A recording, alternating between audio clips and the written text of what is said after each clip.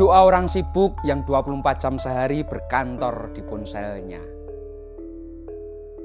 Tuhan, ponsel saya rusak dibanting gempa. Nomor kontak saya hilang semua dan satu-satunya yang tersisa ialah nomormu. Tuhan berkata, dan itulah satu-satunya nomor yang tak pernah kau sapa. Joko Pinurbo. Di tengah arus digitalisasi hari ini, puisi dari seorang penyair hebat yang seringkali kita kenal dengan nama Jokpin ini rasa-rasanya begitu sangat menampar, bahkan menyindir kita semuanya dengan lembut namun sangat tepat sasaran. Betapa sering tanpa kita sadari menghabiskan waktu berjam-jam hanya untuk menggulir layar, menjelajahi media sosial tanpa arah yang jelas, dan bahkan menguras waktu kita hampir sepenuh hari. Media sosial itu memang dapat menjadi sumber informasi dan literasi. Namun kenyataannya banyak dari kita itu yang membukanya bukan karena ingin menambah wawasan, melainkan karena bosan atau bahkan iseng, atau juga karena juga sudah terjebak dalam rutinitas yang membius. Termasuk saya sendiri, yang akhir-akhir ini tanpa terasa banyak waktu saya itu terkuras hanya untuk berselancar tanpa tujuan yang berarti. Namun saya bersyukur, di tengah kegelisahan itu, saya memiliki keris. Ada satu pusaka yang ketika saya buka itu, seakan menjadi pengingat untuk diri saya bahwa waktu memang begitu sangat berharga. Bahwa hidup ini memang terlalu singkat untuk terus tersesat dalam hal-hal yang sifatnya itu tidak memberi makna. Dan entah mengapa, dari bilah besi tua ini, saya merasa seperti sedang dinasihati. Ia memang tidak berkata-kata, tapi kehadirannya itu selalu membawa pesan. Gunakan waktumu dengan bijak sebelum waktu menghabisimu diam-diam. Rasanya neng hati mak jelek. Pusaka inilah yang akhirnya itu seperti membangunkan saya dari mimpi. Ia seolah mendorong diri ini untuk kembali aktif, kembali produktif dan kreatif tentunya. Dengan segala kegiatan positif yang kami kerjakan. Dan pada video kali ini, saya akan membabar kembali pusaka tersebut. Barangkali lewat pusaka ini tidak hanya akan menasihati saya, tetapi juga menasihati panjenengan semuanya, para insan pecinta Tosan Aji dan penyuka akun Palugada 444. Pokoknya panjenengan jangan kemana-mana. Dari Karanganyar Tentram, kami kabarkan.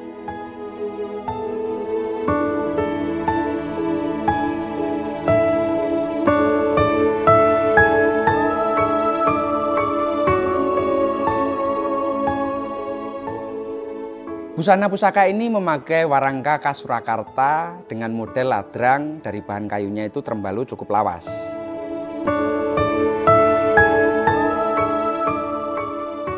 Untuk dedernya ia memakai model Yudowinatan Surakarta dengan bahan kayunya itu dari kemuning bang.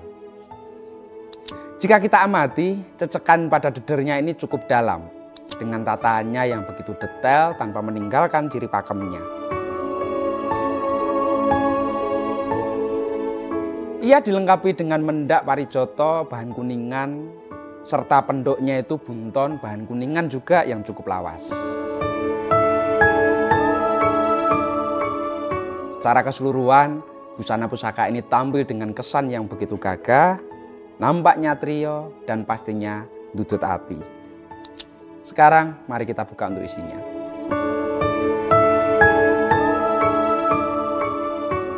Pusaka Luk 13 Dapur Korowelang Pamor Kulit Semongko Tangguh Mataram Amangkurat.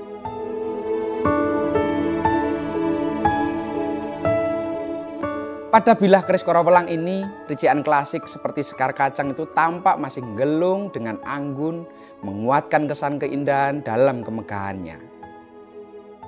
Disusul oleh jalen, lalu terdapat lambe gajah, lalu ada pejetan, serta tingil yang menjadi ciri khasnya.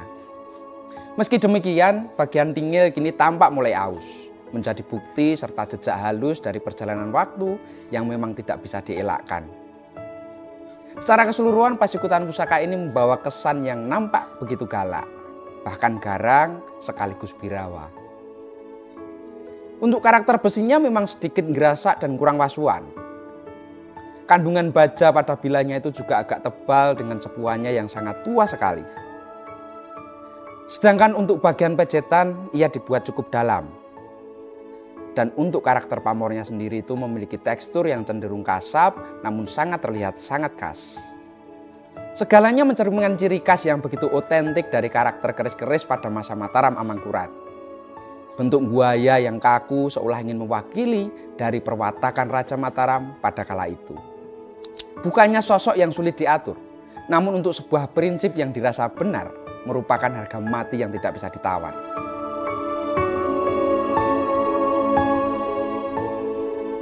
Seperti yang kita ketahui bersama dalam kisah-kisahnya, bahwa gelar Amangkurat itu dalam sejarah Mataram bukan sekedar nama raja.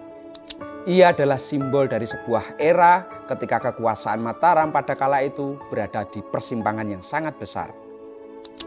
Dari Amangkurat I hingga generasi-generasi berikutnya, Mataram itu mengalami pergeseran yang begitu sangat besar. Dari kerajaan yang berdaulat menjadi istana yang makin terjepit oleh intrik internal dan cengkraman kekuatan asing terutama dari pihak VOC. Di tangan para raja yang bergelar Amangkurat, kita menyaksikan fase kejatuhan dan fase perpecahan. Ketegasan dan absolutisme Amangkurat I itu menimbulkan pemberontakan yang sangat luar biasa. Lalu generasi berikutnya mulai membuka pintu bagi pengaruh Belanda yang semula itu dianggap sekutu. Namun lambat laun menjadi penjajah yang mengendalikan arah kebijakan istana. Konflik saudara, perebutan tahta, dan pemberontakan demi pemberontakan itu menghantam Mataram dari dalam maupun dari sisi luar. Hingga pada akhirnya kerajaan besar ini terpecah menjadi beberapa kekuasaan, yakni Kasunanan Surakarta, Kasultanan Yogyakarta, dan kemudian ada Mangkunegaran serta Pakualaman. Gelar Amangkurat itu mungkin berlahan sirna digantikan oleh gelar-gelar yang baru, namun warisannya itu tak pernah benar-benar hilang. Ia menjadi penanda sangat penting dalam perjalanan bangsa, sebuah masa transisi dari kejayaan lahiriah menuju kedewasaan batin dengan kesejarahannya. Dari kekuasaan yang mutlak menuju kebijaksanaan untuk berbagi peran. Dari istana yang megah menuju panggung politik yang menguji ketahanan jiwa.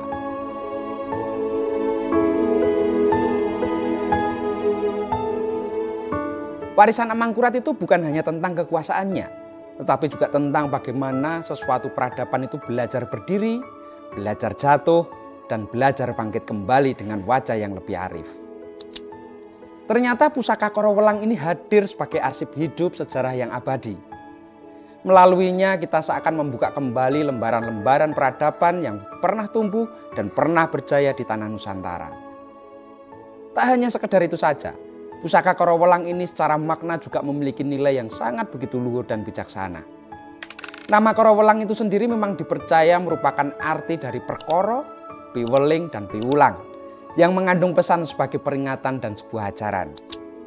Sebuah pesan halus dari para leluhur untuk selalu menyadari bahwa waktu itu tidak akan pernah bisa kembali.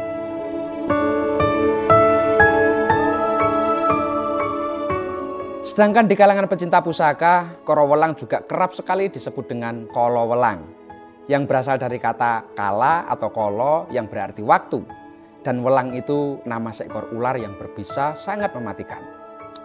Pesan tersirat dari nama ini memang begitu luhur dan dalam, bahwa dalam hidup ini jangan pernah menyia-nyiakan waktu yang kita miliki. Karena waktu yang terbuang percuma dapat berubah menjadi racun yang sangat mematikan, terutama bagi kehidupan dan batiniah kita. Karena itu dapur Korowelang menjadi pengingat agar kita selalu menggunakan waktu dengan bijak, menjalani hidup dengan penuh manfaat, serta senantiasa tidak lupa untuk manembah marang Gusti Akarya Jagat, sebagaimana yang telah diajarkan oleh para leluhur kita.